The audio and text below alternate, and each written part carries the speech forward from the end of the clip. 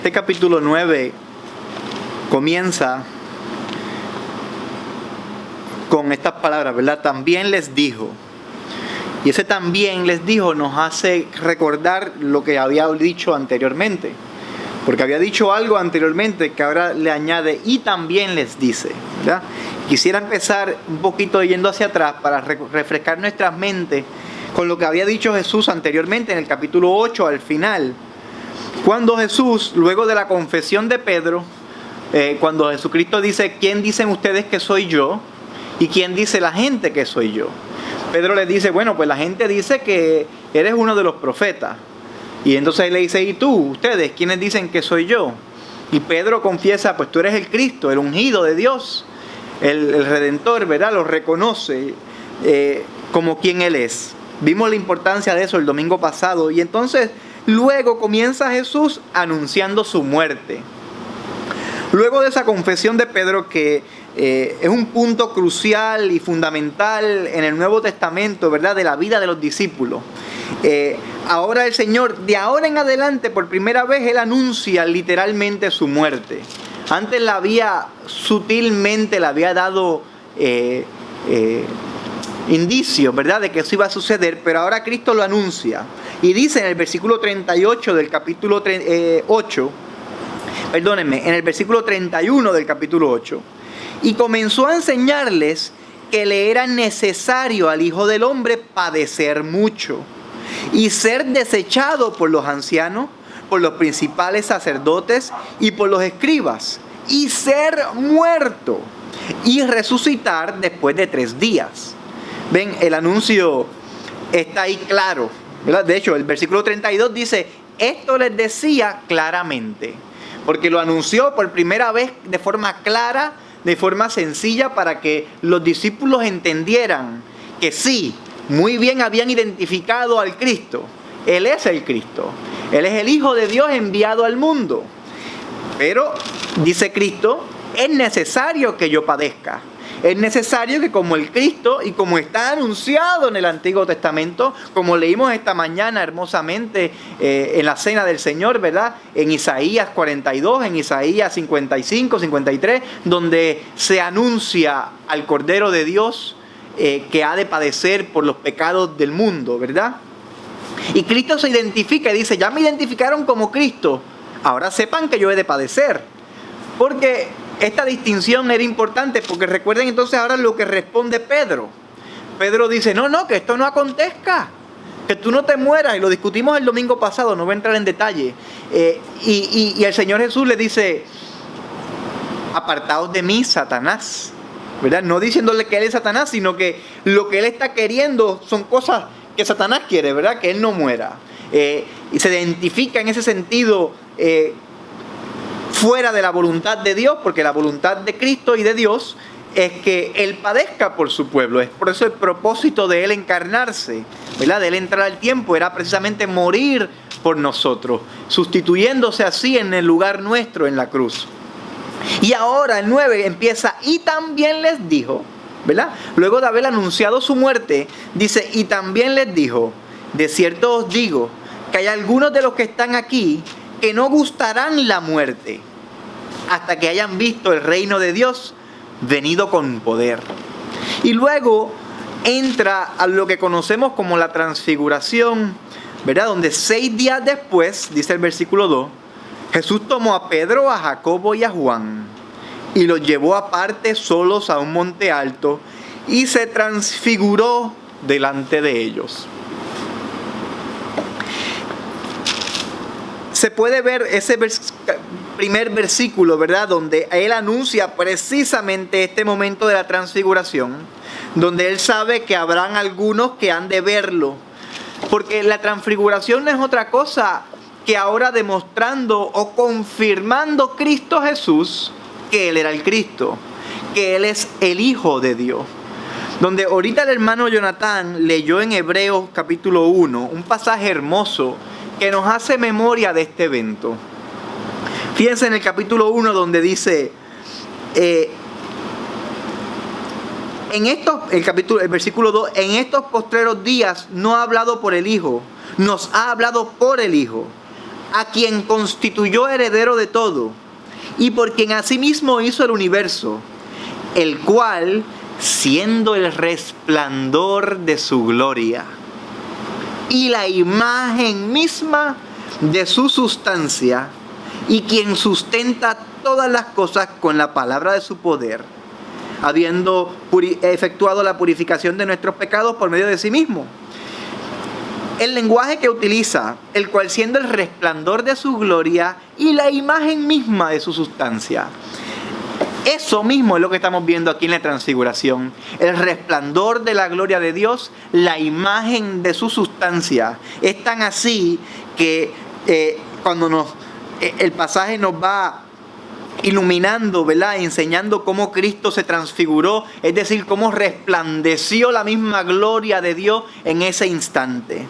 Y quiero que vean algo en particular que sucede a Pedro, ¿verdad? Vimos ahorita que Pedro anteriormente no quería dentro de sí, ¿verdad? Él quería que su maestro, su Señor, permaneciera con él. Y dice, ay Señor, que esto no te acontezca, ¿verdad? Que no mueras. Y el Señor le dice, no, yo tengo que morir, apártate de mí. Y ahora pasa esto y ve el resplandor de la gloria, ve la imagen misma de su sustancia delante de él. Y la reacción de Pedro es la siguiente: Maestro, bueno es para nosotros que estemos aquí. Este es el versículo 4. Y hagamos 3 enramadas, una para ti, otra para Moisés y otra para Elías. ¿Verdad? Estaba buscando Pedro que el reino de Dios, que como que lo estaba viendo ahora. Ven, porque tenemos que recordar algo. Pedro creía un poco de las enseñanzas que había nacido, que había crecido, con las enseñanzas de los fariseos y de los escribas, que el Mesías venía en todo poder, en toda gloria, que venía con justicia a libertarlos de una forma poderosa. Y él en esta transfiguración vio un poco eso. A pesar de que Cristo le había anunciado, yo tengo que padecer, tengo que morir, él aquí saboreó un poco esa llegada del reino en poder, ¿verdad? Y les dice, no, vamos a hacer estas tiendas, estos lugares permanentes para ti y para Moisés, que esto no acabe, que esto sea el comienzo del reino de Dios en el mundo. Era el deseo de Pedro. Y fíjense de nuevo, el pobre Pedro, cómo recibe ahora de parte del Padre una instrucción, ¿verdad? Como un pequeño, una pequeña amonestación o despertar, donde dice, justamente cuando Pedro termina, Maestro, bueno es para nosotros que estemos aquí. Y hagamos 3 enramadas, ¿verdad? Como 3 casas o 3 tiendas, una para ti, otra para Moisés y otra para Elías. Como quien dice, llegaste, viniste en poder, quédate aquí, vamos ahora a conquistar. Y entonces el versículo 6, porque no sabía lo que hablaba, pues estaban espantados. Y en el 7, entonces vino una nube que le hizo sombra, y desde la nube una voz que decía, este es mi Hijo amado, a él oíd. Y luego cuando miraron, no vieron más a nadie consigo, sino a Jesús solo. ¿Verdad? Pedro de nuevo demuestra el mismo corazón un poco que tenía anteriormente. Quería ver a Cristo y ya establecido su reino en la tierra y su poder para que los liberara de toda aflicción, ¿verdad? De toda esclavitud, de todo dominio. Y Dios le dice, como en palabras sutiles, ¿verdad? Silencio, Pedro. Este es mi Hijo, a él oíd.